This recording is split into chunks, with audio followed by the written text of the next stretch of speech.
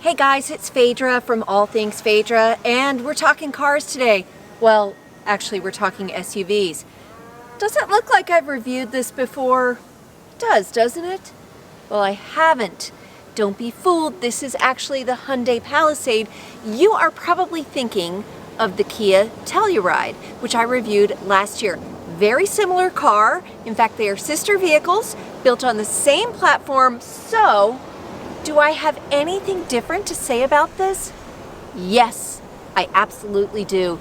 There are a lot of aesthetic differences both on the inside and the outside, so we are going to focus on that. And we're going to focus on how it's a little bit different and whether or not I like that, and maybe whether or not you will like that. But before we dig in, let me just encourage you to hit the subscribe button.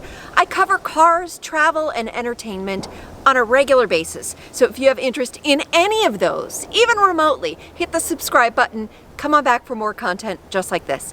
Now, it's time to talk about the 2020 Hyundai Palisade SEL all-wheel drive. I'm going to start with the most important thing about it, and that is the price, because I'm blown away by the price. The base trim level starts at just around $33,000. That's for a 3-row SUV. That's amazing. And even this, which is a mid-level trim and very well equipped, I might add, comes in, sticker price, remember, $43,155. But the base on this is $35,000. It just has a couple packages and a couple options, and I'm going to go through all of that with you right now. We are going to start with a walk around to the outside. I turned the car on because I want you to be able to see the lights. This is one of my favorite features. I think they are beautiful. It does have LED running lights, and then it's got very bright headlights. Now, I love the headlights. It's got the auto high beam assist, but one thing I noticed at night is that there is a delineation at the top of the light beam. It's kind of confusing, so I hope you can see it in this shot right here. It didn't really bother me too much because overall you've got great visibility. The other thing I love up front is this big, bold grille, which is something that Hyundai has really made more pronounced in more of its lines. So I love the front of this, okay? Let me show you the rest of the body design and tell me what you think. So on this right here, we've got 20-inch alloy wheels. This is an upgrade, and this is part of the convenience package. So we keep walking along. Again, the same body lines as you might find on the Kia Telluride. And then it really looks a little bit different back here. You've got chrome accents, and it just has a different design. This sort of looks like, I don't know, like a Chevy or a Cadillac sort of design back here. And then we come around to the rear, and I love the rear as well with the taillights. Again, it's got a nice, clean, modern design. I just don't love the side design of it. That's just me. But if you don't mind that big boxy look on the outside, wait until you see the inside. That's where we're heading next. Let me start with all the good stuff, and that is everything that's up front from the driver's perspective. We're going to spend a lot of time there because that's where this car really has some differentiators. We're going to head on in and start right here in the driver's seat and show you all of the amazing goodies. Before we even get started, let's talk about who this car is for. It is for families. I know that's a big shocker. It's a big SUV. It does have 3 rows. It is technically an 8-passenger vehicle. You can get it configured for 7-passenger vehicle, but how many passengers you want to fit into it depends on how big those passengers are. I'll show you exactly what I mean, but while we're up front, I'm going to show you why this is so suited for families specifically. All right, we're going to start right here where the driver's sitting, and you're not going to see anything too unusual. It does have things like paddle shifters here. It has the ability to change modes on your main screen, the ability to flip through information on your dash, which is Very useful, and I'm going to show you some cool stuff there. Your cruise control is controlled here. And then let's just get a general lay of the land. This is, I think, about a 12-inch display that's built into the dashboard. It does have a split screen here, so you can have multiple views at the same time. You can also, especially if it's late at night, just turn the whole screen off, and it'll display a clock or nothing at all. This car is so configurable. You can also see that high quality materials and a nice accent material here. Now, unfortunately, I don't know all of your choices for these accent materials, but remember, this is the mid-level trim, the SEL. So it's kind of like an aluminum. It's not, it's definitely like a textured plastic, but it looks very high quality here. While we are here looking, you'll see that you've got all your climate control information here. You've got your drive modes, so comfort, sport, smart, eco, snow. I spent most of my time in comfort or smart or sport. We all know I don't really like eco. And it's got some great features like the stop-start engine, which I didn't mind, and it didn't come on too often. The auto hold, so you can take your foot off the brake when you're stopped at a stoplight. And then it has really easy push-button access for the heated steering wheel, for the heated seats. This was the only thing that sort of threw me. This is your shifter right here. Now, you may say, I don't want push button, I just want a regular shifter. Well, keep in mind that behind the scenes, they're all electronic shifting these days. It's all an electronic transmission. So there's no real difference in pushing a button or moving a lever. It's just a matter of preference. And after a week in this, I still did not love this push button. It just, I mean, I'm sure I would get used to it, but a couple things to note. It does have an electronic parking brake. You won't find it here, which is where I kept feeling like it should be. The electronic parking brake is actually all the way over here. I found that very awkwardly placed. I did like that when you put the car in park, it would automatically set the parking brake for you. But if you put it in reverse or drive, it does not automatically release the parking brake, which I wish that it did, but that's probably a safety feature. While I'm here talking, can you hear something?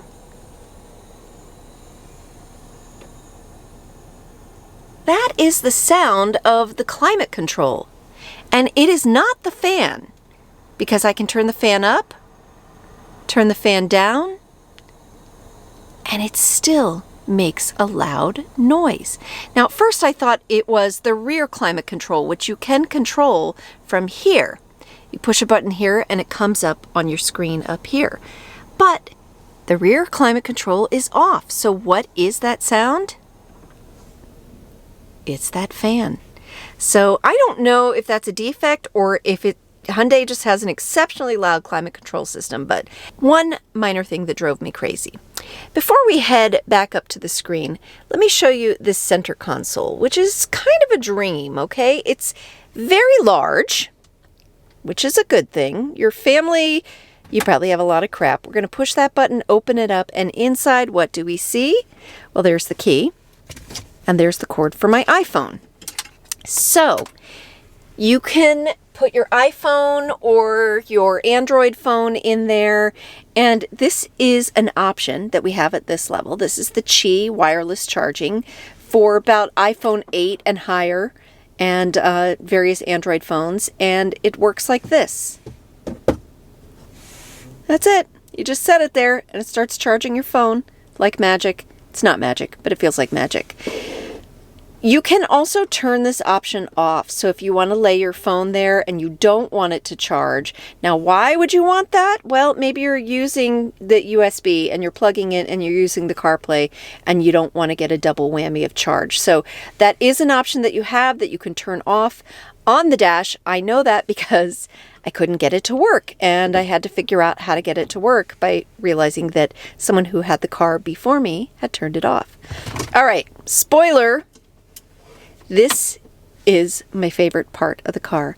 I know it's ridiculous, but these are the cup holders. These are definitely different than the Telluride, and here's what I love about them, okay?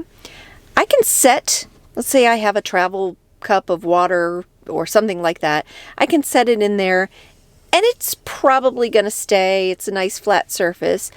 But if I want it to hug my drink, I just push that button. Isn't that cool? And then if I am carrying a coffee mug or tea mug out to the car, which I often do, which has a handle, that handle can fit right out of this slot. So hands down, these are my very favorite cup holders ever. That's a pretty bold statement. All right, let's take a look at this console right here. It is fairly big inside. Moms always need napkins in here. And then down here, we have an additional 12 volt and an additional USB charging port. Okay, happy? You got lots of compartments and spaces up here? Well, wait. There's more. I think I'm going to have to back up to show you this compartment. All the way down at the bottom here, we've got another space. You can set something down here. You also have yet another 12 volt port and another USB charging port.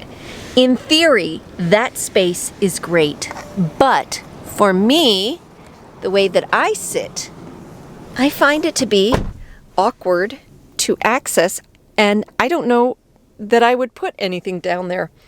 Certainly not a purse, because you haven't seen my purse. It's too big for that. I know I'm spending a lot of time up here, but I want to show you a couple cool features. So this right here is going to adjust what we're seeing here. And I want to take you to, if I can remember where it was, user settings. And we're going to go all the way down to other. Yes, I spent time exploring this. And this option right here, fuel economy reset. I think this is such a cool option because it gives you the ability to select whether or not you want it to reset your fuel economy every time you start up or every time you fill up the tank. I think that's a really awesome option.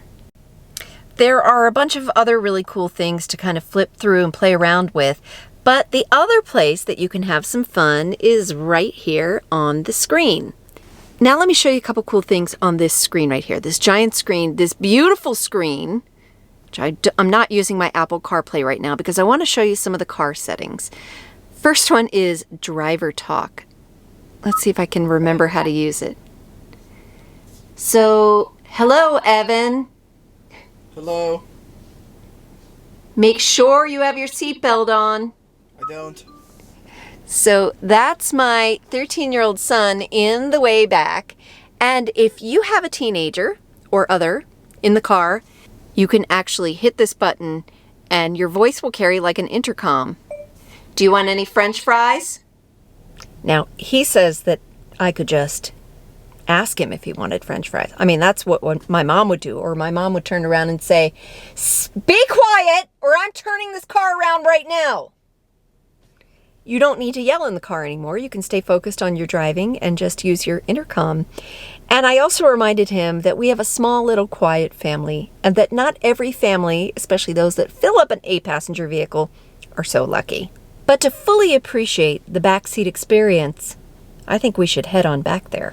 It's a cold and windy day, so I have no problem getting right back into the back seat. And what you'll find here is a bench seat.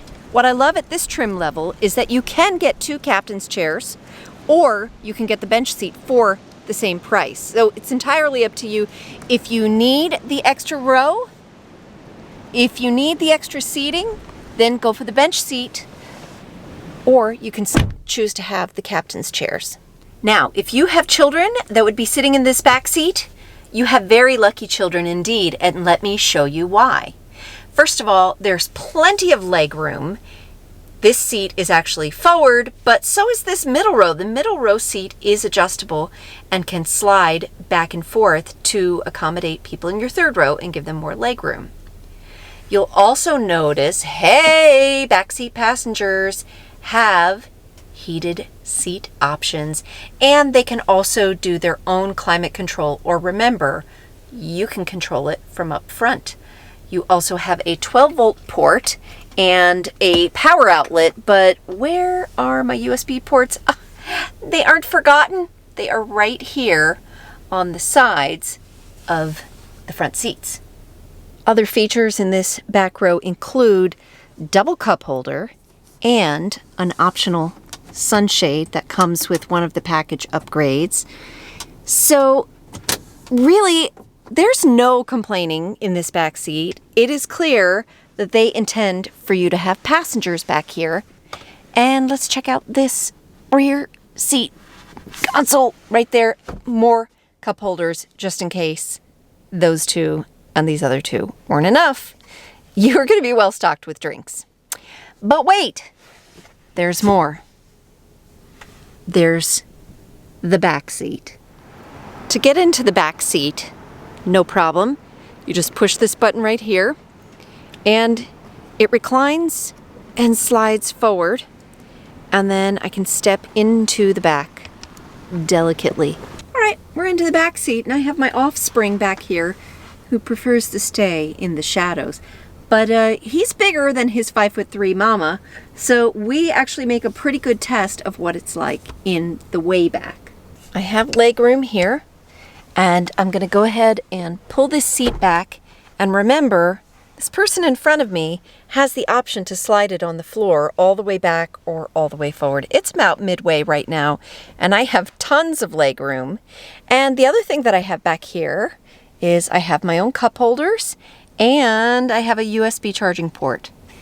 And although I can't control my climate, I have vents that I can open and close. And also look at this.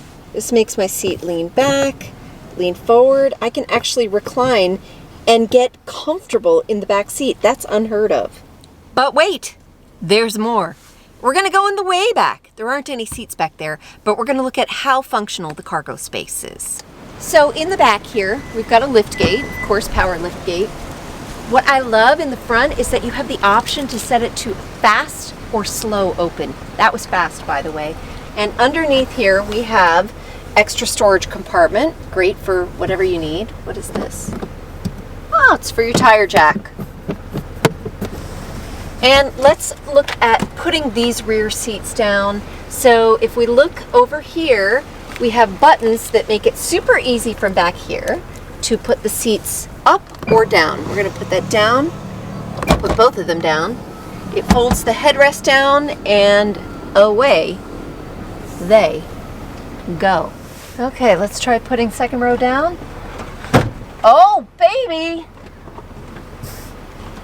I mean, that's about as easy as it gets.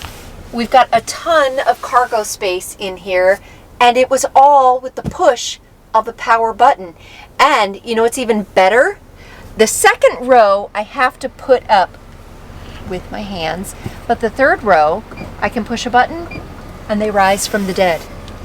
So again, what I'm saying is this is a very family-friendly vehicle. It's meant to be used for people and for stuff. All right, I think we are just about ready to wrap this up. You didn't think I was going to forget to talk about the most important thing with the vehicle, and that is the drive. This is a V6 all-wheel drive. It's got 291 horsepower, and it can really move, but that comes at a cost. That means the gas mileage is not great. It's between 19 and 24, and that's about what I observed when I was driving the vehicle. Powerful vehicle, easy to drive, extremely comfortable drive, not super sporty in its handling. It's really a soft, comfortable ride, but that's kind of what you want if you're looking for a good family car. I love that it is a large SUV, but not a suburban or Yukon size SUV. It's totally manageable, easy to maneuver, easy to park. I went into the city several times, even managed in a parking garage. So that gives you a little bit of a glimpse of driving the Hyundai Palisade. Now let's step back outside and wrap this up. So you saw the inside, you saw the outside, you heard a little bit about the drive, and I have to say this is a really solid value for the money. It's not a cheap car, that's not what I'm saying, but if you are looking for a 3-row SUV, this has got more than you could possibly want. In fact, I felt like there was a little bit of a technology learning curve even for me, but I highly recommend the Hyundai Palisade. Now, the inevitable question, which do I prefer, the Hyundai Palisade or the Kia Telluride? I don't think you can go wrong with either vehicle. I think it comes down to style. My style is the Kia Telluride, but if this is your style, hats off to you. This is a good, solid car. That's going to wrap up this video of the 2020 Hyundai Palisade. I hope you give it a like. Leave me a comment. Let me know what you think. And remember to subscribe and come back for more car review videos just like this. Thanks, guys.